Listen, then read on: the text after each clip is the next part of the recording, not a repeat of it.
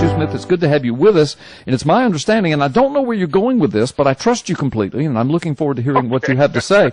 But I understand that there is some amazing 100th anniversary that we're right on the eve of that you're assuring me is going to blow people's minds. So let me hush now that I've introduced you, and I'm going to let you go. Well, the city of Boston will soon take delivery of a 50-foot giant Christmas tree, Carl. And the story behind this Christmas tree is absolutely mind-blowing. They get this Christmas tree every year from the city of Halifax, Nova Scotia. And this is Halifax's way every year of thanking the city of Boston for an event that happened almost 100 years ago on December 6th, 1917, the Halifax explosion. The numbers here, Carl, are staggering, mind-blowing. The Halifax explosion was a maritime disaster in Halifax, Nova Scotia, Canada, on the morning of December 6, 1917. So World War I is still raging out there with a year left, right? Yeah. The SS Mont Blanc, which is French for White Mountain, a French cargo ship laden with high explosives, collided with the Norwegian vessel SS Imo in the Narrows, which is a strait connecting the upper Halifax harbor to the Bedford Basin. A fire on board the French ship ignited her cargo, causing a large explosion that the word large explosion there could hardly describe what happened here, Carl. This is absolutely shocking. This quote-unquote large explosion that devastated the Richmond district of Halifax. Wow. About 2,000 people were killed by the blast, debris, fires, and collapsed buildings, and 9,000 others were injured. The blast, Carl, was the largest man-made explosion ever prior to the development of nuclear weapons. Think about that. In the little harbor of Halifax, I've been to that little harbor, man. There's not much room there for the largest man-made explosion ever prior to the nuclear weapons, releasing the equivalent energy of roughly 2.9 kilotons of TNT. Good God. The Mont Blanc was under orders from the French government to carry her cargo of high explosives from New York via Halifax to Bordeaux, France. At roughly 8:45 a.m., she collided at low speed of approximately 1 knot with the unladen IMO, chartered by the Commission for Relief in Belgium to pick up a cargo of relief supplies in New York. The resulting fire on board the French ship quickly grew out of control, and about 20 minutes later, the Mont Blanc exploded. Okay, now here are some more shocking numbers.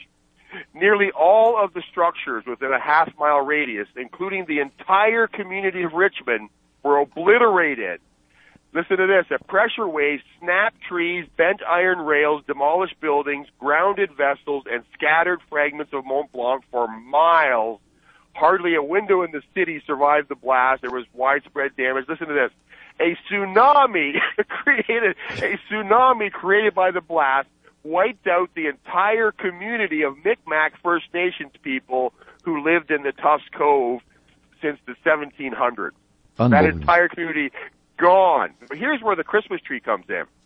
Relief efforts began almost immediately, and hospitals became quickly full.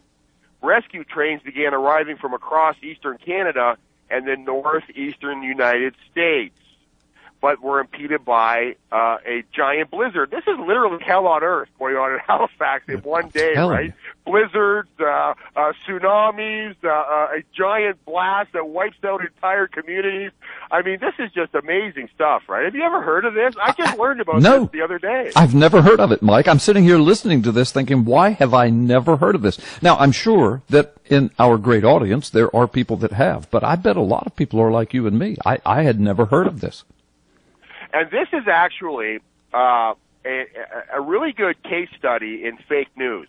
Okay, this is actually quite amazing how they reported on this thing. Mm-hmm. Many people in Halifax at first believed the explosion to be the result of a German attack. Why?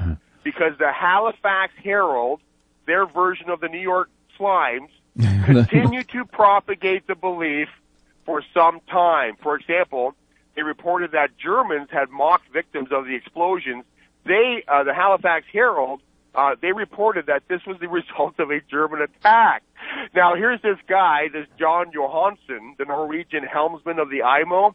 He was being treated for serious injuries sustained during the explosion. It was reported to the military police that he had been behaving suspiciously, right? And Johansson was arrested on suspicions of being a German spy when they searched the cabin of the IMO, and they turned up a letter supposedly written in German.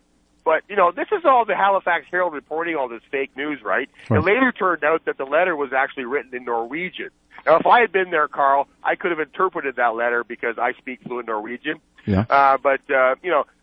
The whole thing, if you guys have some time on your hands and you want to do some interesting reading, the 100th anniversary of this event is coming up on December 6th. Why does Boston get a 50-foot Christmas tree every year? Yeah. It's because of this event that happened in Halifax Harbor, the largest man-made explosion ever recorded prior to the first test of nuclear weapons. It really is amazing, right?